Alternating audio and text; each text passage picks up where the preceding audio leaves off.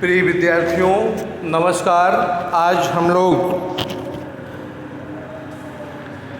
शिक्षा के सिद्धांत विषय बीए फर्स्ट ईयर शिक्षा शास्त्र में परिवार शिक्षा के साधन के रूप में पाठ का अध्ययन करेंगे।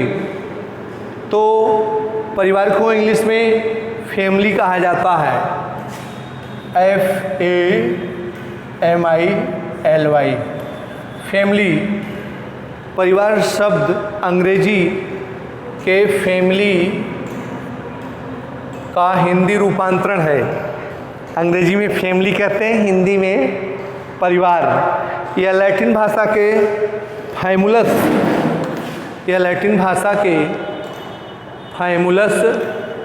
शब्द से बना है। यह लैटिन भाषा के फैमुलस शब्द से बना है। मैकाइवर एवं पेज के अनुसार परिवार पर्याप्त निश्चित यौन संबंध।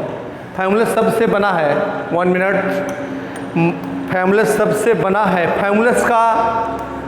फैमुलस का अर्थ एक समूह है जिसमें सभी सदस्य माता पिता भाई बहन दादा दादी नौकर यहाँ तक कि गुलाम भी आते हैं। परिवार के फैमुलस शब्द का अर्थ है कि उसमें माता पिता संतान और यहाँ तक कि नौकर तथा गुलाम भी आते हैं। कुछ विद्वानों ने परिवार को एक समूह के रूप में और कुछ ने एक समिति के रूप में, कुछ ने संस्था के रूप में तथा कुछ विचारकों ने इसे सामाजिक इकाई के रूप में परिभाषित किया है। परिवार की कुछ महत्वपूर्ण परिभाषाएं हैं। मैकाइवर एंड पेज के अनुसार परिवार पर्याप्त निश्चित यौन संबंध द्वारा परिभाषित एक समूह है जो पूर्ण तथा निश्चित रूप से जन्म तथा पालन पोषण की व्यवस्था करने की क्षमता रखता है। अर्थात हम परिवार में ही पैदा होते हैं। परिवार के बड़े लोगों से हम कुछ शिक्षा प्राप्त करते हैं। माँ इसमें प्रथम शिक्षक होती है। उसके बाद हमारे भाई बहन दादा दादी और हमारा लालन पालन भी परिवार में ही होता है। हमारे सभी विकास की सभी प्रक्रियाओं को व्यवस्था करने की क्षमता परिवार में होती है। तो अगला है परिभाषा आगवर्ण तथा निम्नकाफ के शब्दों में परिवार पति और पत्नी की संतान रहित या संतान सहित या केवल पुरुष या स्त्री की बच्चों सहित क्रम या अधिक अस्थायी समिति है। तो पति या पत्नी संतान रहित या संतान सहित बच्चों की क्रम या अस्थायी समिति है, निम्न काफ एवं आगवर्ण के अनुसार। उसके बाद परिवार के अधिकार के आधार पर परिवार के प्रकार। यहाँ पर परिवार के प्रकार kinds of family, KINDS kinds of family. तो इसमें है, पहला है मातृ अधिकार के आधार पर परिवार के प्रकार। अधिकार के आधार पर परिवार के प्रकार। इसमें पहला है मातृ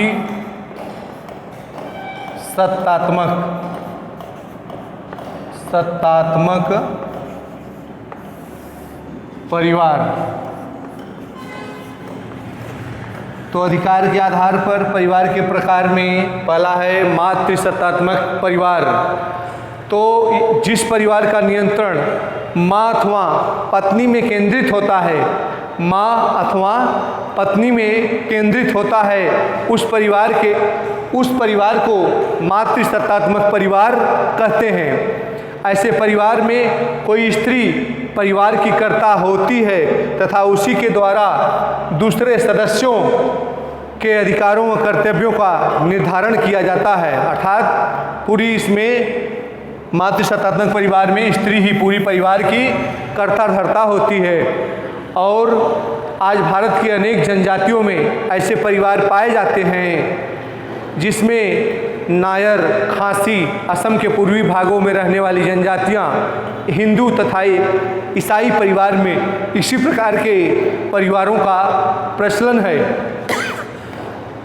जनजातियों का प्रचलन, इस तरह की जनजातियों का कभी प्रचलन नहीं रहा है। हिंदू तथा ईसाई परिवार में इस तरह की जातियों का प्रचलन कभी नहीं रहा। तो ये असम की तरफ, असम नागालैंड की तरफ पाई जाने वाली जनजातियां हैं जो मातृसत्तात्मक परिवार होती हैं। तो उसमें पूरी सत्ता, परिवार की पूरी सत्ता उस स्त्री के अधिकार क्षेत्र में होती है। स्त्री जो कहेगी वही सब करेंगे। तो अब अगला है दूसरा, पितृ सत्तात्मक परिवार। पितृ सत्तात्मक परिवार।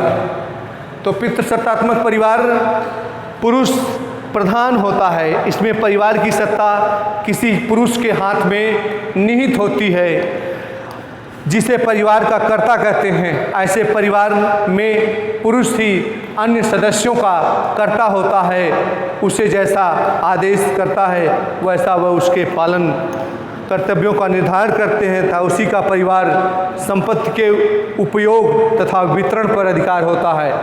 यहाँ वंश परंपरा भी पिता के नाम तथा पिता पक्ष से संबंधित होती है।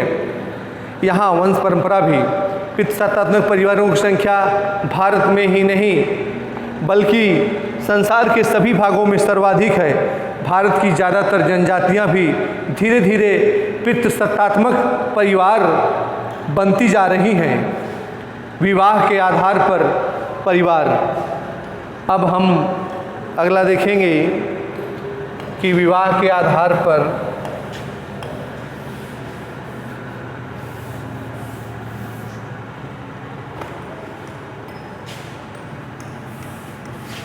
परिवार कितने प्रकार का होता है। ये तो अधिकार के आधार पर आपने देखा। अब दूसरा देखिए कि विवाह के आधार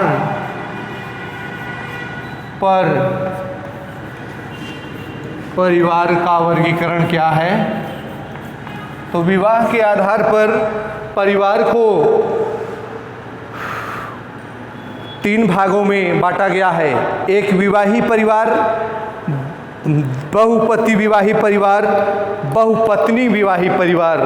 तो पहला है एक विवाही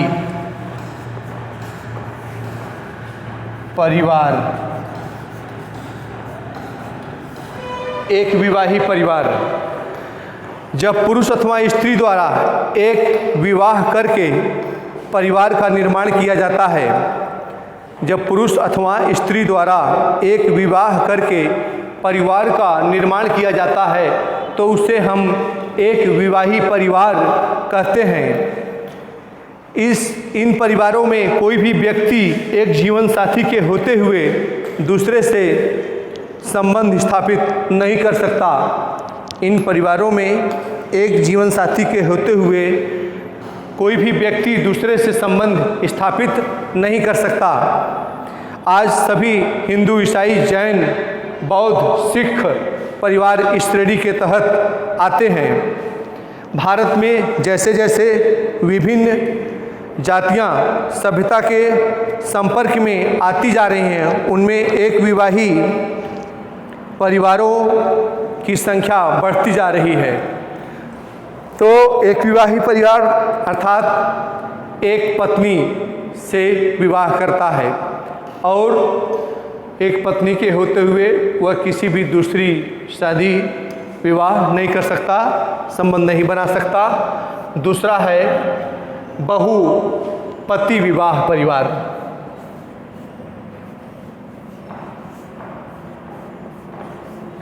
बहुपति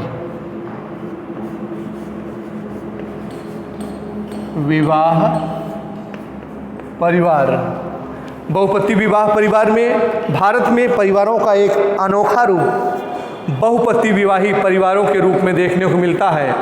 इसका निर्माण एक स्त्री के द्वारा एक साथ कई पुरुषों से विवाह करने से होता है। भारत में खास जनजातियां हैं, खास कोटा, ये आदिवासी जनजातियां हैं जो अपने देश में ऐसा विवाह करती हैं। नायर, टियान, कुसुम, कंबल आदि जनजातियां हैं जो एक पत्नी होती है और बहुत पति होते हैं, बहुपति परिवार। तो विभिन्न मानव समूहों में बहुपति विवाह के द्वारा परिवार की स्थापना अप्रचलित होती जा रही है। अब बहुपति विवाह की जो स्थापना है अब प्रचलन में बहुत कम हुए, लेकिन जनजातियों में अब भी कहीं कहीं दिखाई पड़ती है। अब है बहुपत्नी।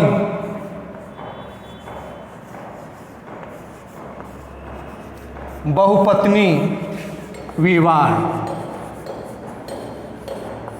इस विवाह में जब एक पुरुष एक से ज़्यादा स्त्रियों से विवाह करके परिवार का निर्माण करता है तब ऐसे परिवार को बहुपत्नी विवाह कहते हैं। जब एक पुरुष एक से ज़्यादा स्त्रियों से विवाह करके परिवार का निर्माण करता है तब इसे बहुपत्नी विवाह कहते हैं। तो भारत में ऐसे परिवारों का प्रचलन बहुत लंबे समय से रहा है। सन 1955 के बाद हिंदू सिख परिवारों का, हिंदू सिख जैन और बौद्ध हेतु बहुपत्नी विवाह पर कानूनी नियंत्रण लगा दिया गया था। मुसलमानों में आज भी बहुपत्नी विवाह का प्रचलन है। तो मुसलमानों में, हिंदुओं में भी था, लेकिन 1955 में हिंदू विवाह अधिनियम बना के इस पर रोक लगा दी गई, नियंत्रण कर दिया गया। लेकिन मुसलमानों में आज भी कम से कम अधिक से अधिक 4 पत्नी से विवाह कर सकते हैं। तो बहुपति विवाह, तो इसमें अभी बहुपत्नी विवाहों में नागा, बैगा, लुसाई तथा खस जनजातियां प्रमुख हैं। नागा, बैगा, लुसाई तथा खस जनजातियां हैं जो बहुपत्नी विवाह करते हैं। तो ये रहा हमारा विवाह के आधार पर परिवार का वर्गीकरण। अब हम निवास स्थान के आधार पर परिवार का वर्गीकरण देखेंगे। निवास स्थान के आधार पर परिवार। तो निवास स्थान के आधार पर परिवार क्या है? मातृस्थानीय परिवार 3 श्रेणियों में बांटा गया है। पहला है मातृस्थानीय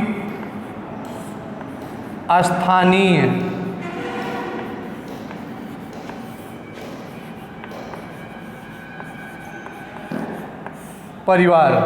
मातृस्थानीय परिवार में विवाह के बाद पति अस्थायी रूप से या आवश्यकता पड़ने पर पत्नी के साथ, अस्थायी रूप से या आवश्यकता पड़ने पर पत्नी के साथ या पत्नी के परिवार के साथ रहता है। सामान्यतया ये परिवार खासी, गारो तथा मालाबार के नगरों में पाए जाते हैं। खासी, गारो ये जनजाति है, उनमें पाया जाता है, या मालाबार दक्षिण भारत में है, समुद्री तट, वहाँ पर ये जनजातियाँ हैं, वहाँ पाई जाती हैं, तो वहाँ पर ये परिवार दिखाई पड़ता है, मातृस्थानीय परिवार। तो मातृस्थानीय परिवार में विवाह के बाद पति अस्थायी रूप से या आवश्यकता पड़ने पर पत्नी के साथ, पत्नी के परिवार के साथ रहता है। तो दूसरा है पितृस्थानीय परिवार। पितृस्थानीय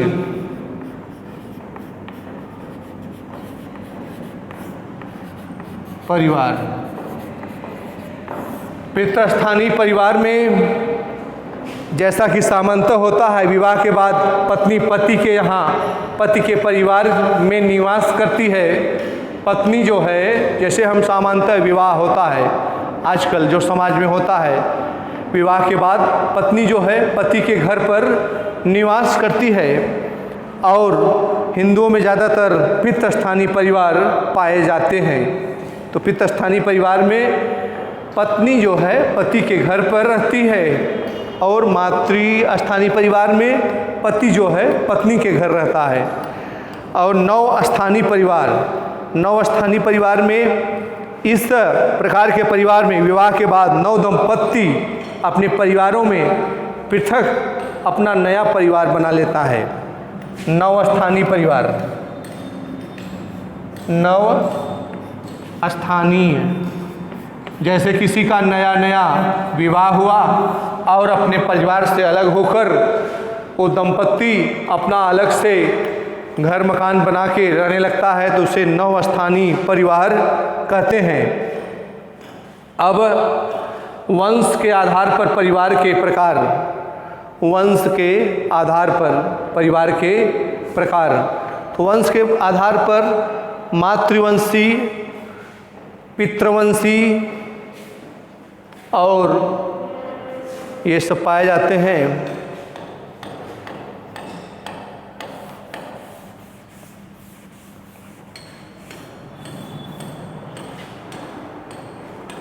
तो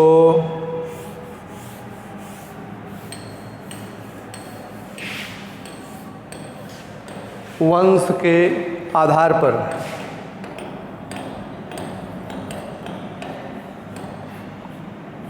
वंश के आधार पर परिवार। तो पहला है मातृवंशी परिवार, दूसरा है पितृवंशीय परिवार। मातृवंशी परिवार, मातृवंशी के तहत वंश का नाम माता के नाम से चलता है तथा परंपराएं, उत्तराधिकार के नियम आदि भी माता के नाम से चलते हैं। संपत्ति पर अधिकार माता के बाद पुत्री को प्राप्त होता है। तो मातृवंशी में माता के नाम से ही उसका परिवार चलता है। माता के बाद परिवार का विरासत पुत्री को प्राप्त होता है। दूसरा है पितृवंशी। पितृवंशी परिवारों में पुरुषों की प्रधानता होती है। वंश का नाम पिता के नाम से चलता है। उत्तराधिकार के नियम एवं वंश परंपराएं पिता के नाम से चलती हैं। संपत्ति का हस्तांतरण पिता से पुत्र को होता है। तो ये पितृवंशी के आधार पर तो संपत्ति का हस्तांतरण पिता से पुत्र को होता है। अब सदस्यों की संख्या और संरचना के आधार पर, सदस्यों की संख्या और संरचना के आधार पर परिवार के प्रकार। सदस्यों की संख्या और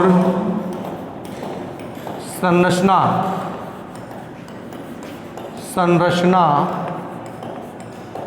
के आधार पर परिवार के प्रकार। तो पहला है केंद्रीय या एकाकी परिवार। केंद्रीय या एकाकी परिवार में सदस्यों की संख्या कम होती है। केंद्रीय या एकाकी परिवार में सदस्यों की संख्या कम होती है। परिवार के सदस्य के रूप में पति, पत्नी या अविवाहित संतानें होती हैं। मर्डक के अनुसार एकाकी परिवार विवाहित पुरुष तथा स्त्री उनकी संतानों से बनता है। एक एकाकी परिवार विवाहित पुरुष तथा स्त्री और उनकी संतानों से बनता है। अमेरिका तथा यूरोप में इस तरह के परिवारों का बहुत प्रचलन है। तो इसको क्या कहते हैं? पहला है केंद्रीय या एकाकी परिवार। केंद्रीय या एकाकी परिवार, इसका प्रचलन अब अमेरिका तथा यूरोप में है। एक पुरुष जो है एक महिला से शादी करके अपनी संतानों के साथ जीवन यापन करता है तो उसे एकाकी परिवार कहते हैं। अब अगला है संयुक्त परिवार। संयुक्त परिवार में उन परिवारों का समूह, तो जॉइंट, संयुक्त परिवार। संयुक्त परिवार में उन व्यक्तियों का एक समूह है जो एक छत के नीचे रहते हैं। एक ही रसोई में उनका भोजन बनता है। एक छत के नीचे रहते हैं, एक ही रसोई में उनका भोजन बनता है। जो सामान्य संपत्ति के उत्तराधिकारी होते हैं और सामान्य पूजा में भाग लेते हैं तथा जो एक दूसरे से परस्पर विशिष्ट नातेदारी से संबंधित होते हैं। इस प्रकार के परिवार अधिकतर सदस्य एक साथ रहते हैं तथा इस कारण से परिवार का आकार बड़ा होता है। संयुक्त परिवार को विस्तृत परिवार की संज्ञा दी जाती है। संयुक्त परिवार में जैसे माता पिता, फिर दादा दादी, फिर नाती पोते और फिर नाती पोते के बच्चे, 4 फैमिली संयुक्त परिवार, 4 पीढ़ी के परिवार एक साथ, 3 पीढ़ी के तो ज़्यादातर दिखाई पड़ते हैं, 4 पीढ़ी के एक साथ कम दिखाई पड़ते हैं। कहीं कहीं चौथी पीढ़ी के 1-2-3 सदस्य रहते हैं। तो 4 पीढ़ी के परिवार के सदस्य हमारे भारत में संयुक्त रूप से दिखाई पड़ते हैं। तो बालक की शिक्षा में परिवार या घर का क्या महत्व है, इसका तो बालक की शिक्षा का घर या परिवार के क्या महत्व है। घर जो है बालक के प्रथम पाठशाला होती है, वहीं पर वह अच्छे संस्कार प्राप्त करता है। वो जो संस्कार होते हैं अमिट होते हैं। उसके बाद दूसरा है प्रथम शिक्षक है माँ ही बालक को जो शिक्षा दे सकती है उसे अमिट होता है। फिर दूसरा है संस्था विद्यालय। विद्यालय में बालक के व्यवहार को परिवर्तित किया जाता है। और उसके बाद मॉन्टेसरी के अनुसार शिक्षा घर को बचपन के विद्यालय मॉन्टेसरी ने कहा है। कमेनियस के कहा है कि माँ के घुटनों का विद्यालय है, the school of the mother's knee. तो परिवार को माँ के घुटनों का विद्यालय कहा है। हैंडरसन ने कहा है कि बालक की शिक्षा उसके घर से प्रारंभ होती है और जब वह अन्य व्यक्तियों के कार्यों को देखता है तो उनका अनुकरण करता है। वह अनौपचारिक रूप से शिक्षित किया जा रहा होता है। पेस्टालॉजी के अनुसार घर ही शिक्षा का सर्वोत्तम स्थान और प्रथम विद्यालय है। तो home is the best place for education and the first school of the child. Home is the best place of education and first school of the child. घर ही शिक्षा का सर्वोत्तम स्थान एवं बालक का प्रथम विद्यालय है। रेमंड ने कहा कि घर वह स्थान है जहाँ वे महान गुण उत्पन्न होते हैं जिसकी सामान्य विशेषता सहानुभूति है। रूसो के अनुसार स्वयं रूसो आधुनिक सभ्यता को परिवार में एक ऐसी संस्था के रूप में प्राकृतिकवादी दार्शनिक होने के नाते परिवार को महत्वपूर्ण स्थान दिया। फ्रोबेल किंडरगार्टन के जन्मदाता फ्रोबेल किंडरगार्टन के से होता है किंडर बच्चे, जी से होता है गार्डन बगीचा, जिसे हम KG1 KG2 कक्षा के रूप में पढ़ते हैं। KG1 KG2 LKG UKG, lower kindergarten upper kindergarten. Kindergarten पद्धति के जन्मदाता फ्रोबेल थे। फ्रोबेल का पूरा नाम विलियम ऑगस्ट फ्रेडरिक फ्रोबेल था। तो फ्रोबेल एक महान शिक्षा शास्त्री एवं दार्शनिक था। फिर हम आज की कक्षा यहीं समाप्त करते हैं। नेक्स्ट वीडियो में अभी शेष भाग का चर्चा होगा। वीडियो को अधिक से अधिक लाइक करें और शेयर करें। बेल आइकन की घंटी जरूर दबाएं, सब्सक्राइब करें। धन्यवाद। आज की कक्षा यहीं समाप्त होती है। नेक्स्ट वीडियो में हम लोग फिर मिलेंगे।